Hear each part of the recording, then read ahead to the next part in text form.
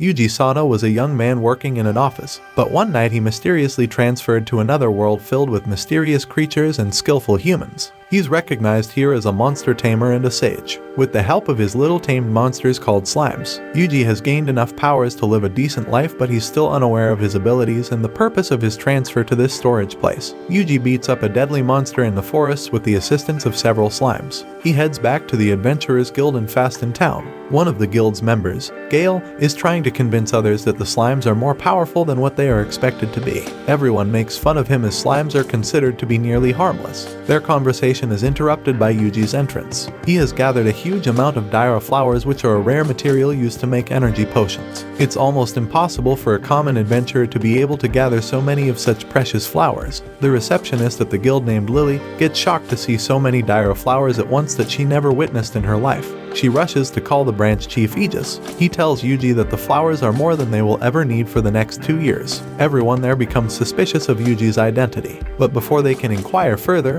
an adventurer, Rijin, rushes into the building. He informs them about the huge number of monsters appearing in the woods and marching together at one place. Yuji's slime team is spread all around the woods, and it informs him that the monsters are heading towards Faston Town. Aegis gathers all of the adventurers in town and advises them to leave the town to save their lives, as the number of monsters already outreached them, so it's useless to even try defeating them. However, the adventurers don't want to run away like cowards. Instead, they are ready to help the other people in town as well. The monsters are thousands in number, so the adventurers can't beat them on their own, so they are left with no choice other than thinking of an effective plan. Suddenly, Yuji raises his hand. He tells them that he can use a dragon bone to recreate a dragon's flame that will kill all the monsters. Though it sounds unbelievable, other people who don't know much about such magic, so they agree to Yuji's plan. The adventurers head over to stop the monsters at the town's gate while Aegis and Lily are giving energy potions to the townsmen. The adventurers use their different fighting techniques, but they are all in vain in front of the huge number of enemies. Yuji hides away in a tower to use his magic skills. He sends messages to his slimes to go into the woods and unite with a girl named Dairat,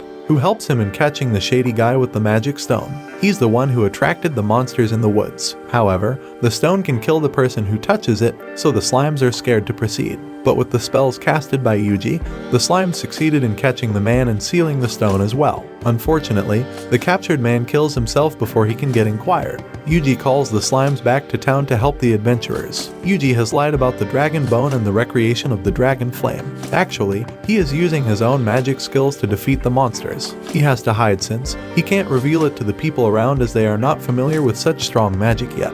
After checking out the town map and the several skills he has, Yuji finally figures out a way to defeat the monsters without getting suspicious. He tells Lily to call everyone back inside town, but a monster has crossed the premises of the town already. The adventurers Gale and Rijin ask others to leave them with the monster and save others. Luckily, Yuji's tamed monster, the Proud Wolf, saves them and brings them inside town. After putting a barrier all around the town, Yuji casts an outward fire spell and kills most of the monsters, but a few are still left. Such spells are so powerful that they can kill their own caster because of the mana cost. If the caster has no mana remaining, it will start costing his life points. It's considered impossible for a common tamer like Yuji to cast them. Surprisingly, Yuji is already positioned to cast it again to sweep away the remaining monsters. Everyone is shocked at the display of magical powers they have never witnessed before. Yuji falls unconscious after the second attack and opens his eyes in the Adventurers Guild's room. Lily brings soup to thank him for saving the town. There is a celebration going on in the honor of Yuji, but before the town gets more suspicious about Yuji's powers, he decides to sneak out to another town with his group of slimes and the Proud Wolf. Meanwhile, Aegis investigates the woods and finds the shady man's lantern and the sealed stone. He decides to dig deeper into this matter, but the slimes have informed Yuji about this already. No one has much info about Yuji because he simply keeps changing places. Right now he has entered a new town called Kilia. A famous member of the clergy from the Central has entered the town recently, which caused a huge number of people to gather in the church. After having lunch, Tuji goes to find the town's adventurer guild. However, the guild doesn't usually admit tamers, but due to Yuji's enemy tracking ability, he gets admitted to the town's adventurer guild. He finds an adventurer party in an instant.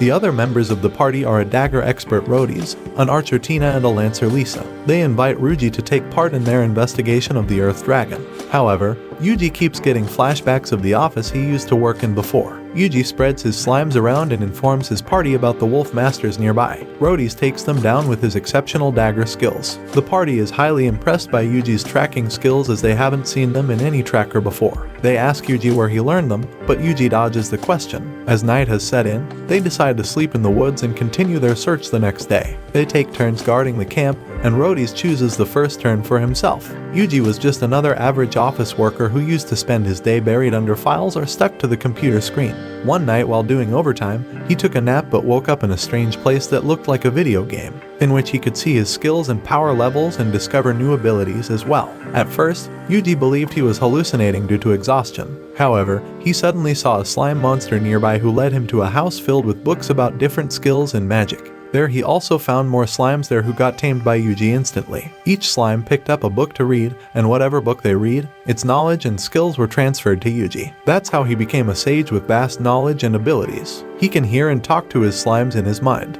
He can also transfer spells through them as well, making people believe that the slimes are performing the magic. Back to the present, Yuji wakes up in the middle of the night when the slimes inform him about Rhodes running away during his shift. The two girls also find it suspicious and follow Rhodes. He stops at a small house where the infamous bandit Jelios is hidden. Rhodes has been working with him for a long time. He brings people to investigate monsters, but he abducts them instead and tells the Adventurers Guild that his partners ran away. He has the same plan for Tina and Lisa as well and has set up the trap already. Jelios admires him and tells him that the blue moon has appeared and a huge calamity is near. His men don't understand his reference and laugh at him. Yuji can see this all and gets curious about the calamity Jelios mentioned. However, he needs to save the girls first, so he sends his slimes to surround the bandits. He casts a freezing spell which turns all of them into ice. Yuji tells Tina and Lisa that his slimes have done this all. With the slimes' help, they are safe to continue their investigation about the Earth Dragon. The slimes make all the arrangements, from finding a camping place to providing food for them. The girls are just stunned at the magical display and decide to rely on Yuji in their further journey. After setting up the camp, the girls go to sleep but Yuji is still thinking about the Blue Moon salvation and the upcoming calamity Jelios mentioned. The next morning, they continue their search for the Earth Dragon. They reach near the Grand Canyon, also known as the Valley of the Wind, because it gives out gusts of wind every now and then. Yuji gets flashbacks of how the people of Fastin were amazed by his powers and the girls showed the same reaction. At this rate, he will get suspected easily. He needs to keep himself from getting overboard. He tries to find weaker spells to use in the future and practices them on the monsters nearby with the help of slimes. He can't reveal his infinite power yet. In fact, he doesn't know completely about it either. For the time being,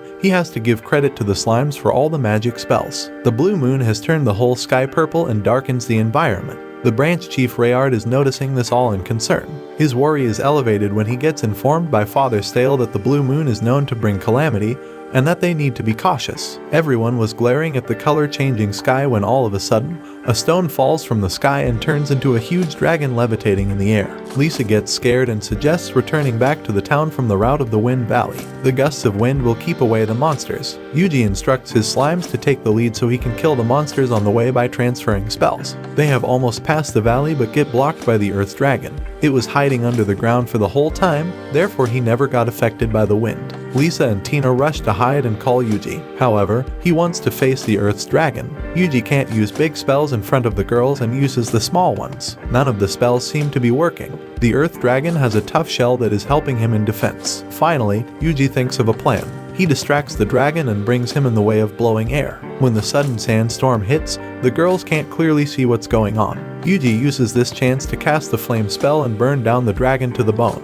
The girls happily come to cheer for him and are ready to tell the story about how he defeated the dragon. Lisa asks him if he used the ores hidden in the valley to burn the dragon, since the valley is enriched with flammable mineral ores, making it the only reasonable explanation. Yuji doesn't know anything about the ores and their use, but he uses it as an excuse and says yes, he did it with the ores. When they reach back to the guild, they inform others proudly about their achievement. For killing the dragon and catching the wanted bandit, Yuji and his team get a huge reward. Later, Yuji is also invited by the ranch chief to join the meeting about the Blue Dragon of Delight. Yuji provides them with the details of what he saw by drawing a high-quality sketch with magic. However, the slime gets the praise again. Yuji's sketch matches with the dragon's image in the Book of Legends, the member of the clergy brought from the Central. Father Stale tells that in the legend, This dragon had the capability to kill a whole continent in 3 days. This current appearance could also provide the same destruction to them. He further tells them that the deadly dragon was defeated by a divine emissary with incompatible powers. It's impossible to find such an individual in the present.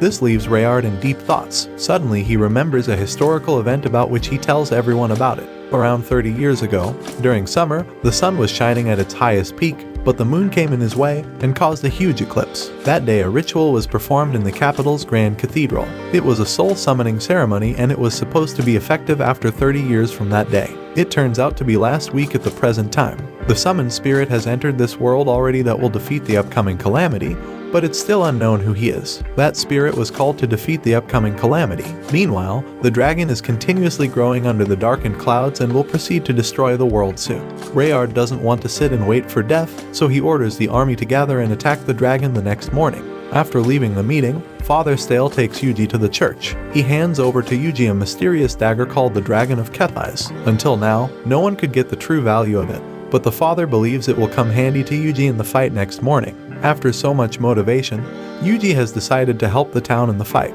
However, he hasn't yet realized that he is the summoned spirit which is meant to save this world. Watch this next video. See you on the next one.